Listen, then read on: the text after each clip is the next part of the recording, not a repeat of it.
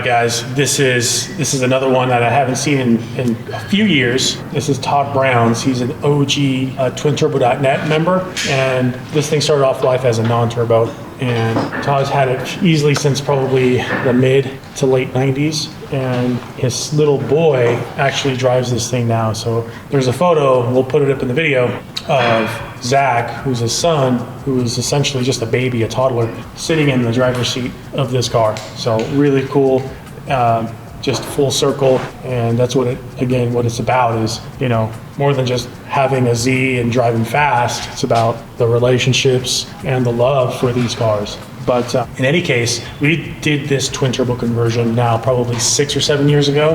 And at the time, the Gen 2 GTX 2860s had just come out, right around in there. So it got these bad boys from GT, Haltech, Elite, and Belt Motor, of course. So went to the full nines with this bad boy. So this thing ended up making on E85 right around 830 wheel. We, of course, dialed it down. We don't want to be breaking any blocks. But this thing has been just a total workhorse. So top feeds, 1300cc injectors, our full exhaust system on it, intercooler piping, and our older intercoolers, of course, that are on there. But nonetheless, it's in here today because one of the issues and the big obnoxious thing that these Z32s have, especially making big power like this, on a 3-rib power steering pulley setup especially, is they love to throw the belts. So Todd had contacted Z Power Steering, and they actually have a kit for the Z32s. So Todd had somebody closer to him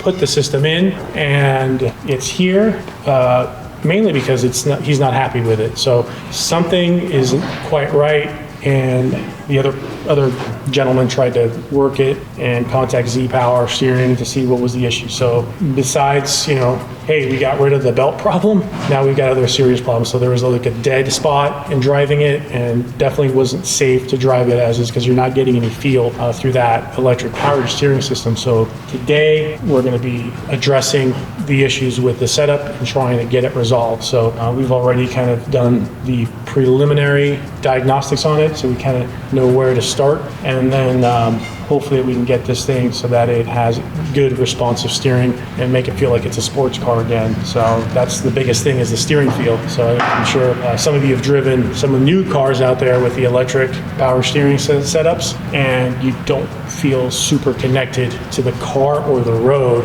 And so that's, you know, especially in a sports car and in a Z car, that's what it's all about, is feeling that connection to the road. When you don't have that, you know, you've lost, you know, just about everything. So especially with a high horsepower car, never a good thing. So let's take a look and see what we've got going on, and we'll try and resolve it and keep the electric power steering system. And if we can't, worst case, we'll convert this thing back over to the original hydraulic version. But like I said, I think we've narrowed down a few of the issues. All right, guys, so we're underneath the Z, and what we found is we've got a lot of slop going on. So essentially when you're turning a couple of degrees, there is no movement happening at the rack. So our inner tie rods aren't moving, and you know, as soon as you start any movement, it's got to be precise and it's got to be almost instantaneous. So we're not getting that. So that's one of the first issues. So go ahead and rotate the steering wheel for me. All right, so you can see this. We're getting rotation here,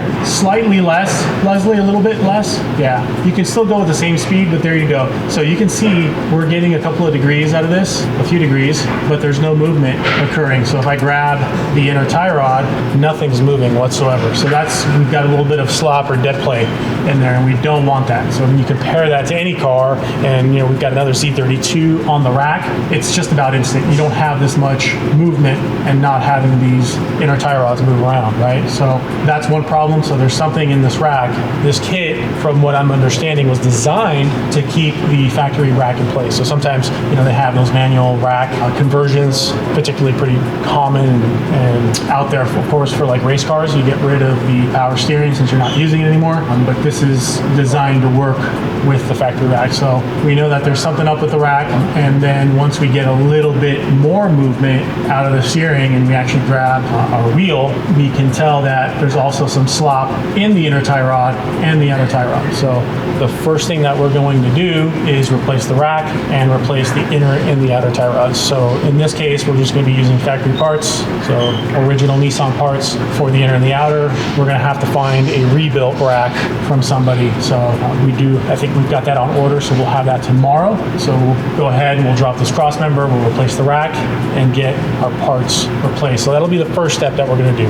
And then the other thing, which it's going to be hard to tell, but this kit replaces the entire steering shaft. So all the way through on this side of the engine into the firewall on the opposite side, it's got a completely different setup. So what we found, besides the slop that we have in rotation, we've got some slop going up and down. And so what we ended up finding is a lot of the set screws, the system relies on slip joints. A lot of those set screws that lock those joints into place were loose. So anytime you're dealing with steering, just super important, you got to make sure that stuff's Loctited. So either it wasn't torqued down properly or either it was just because there wasn't a Loctite on it. So those set screws need to have Loctite. And thankfully with this kit, there's a lot of set screws, so there's a lot of backup. It's not like you're dealing with one. So just to give you an idea, on one joint, there's as many as 3 set screws to prevent from having something catastrophic like that. So we're going to go ahead, we'll remove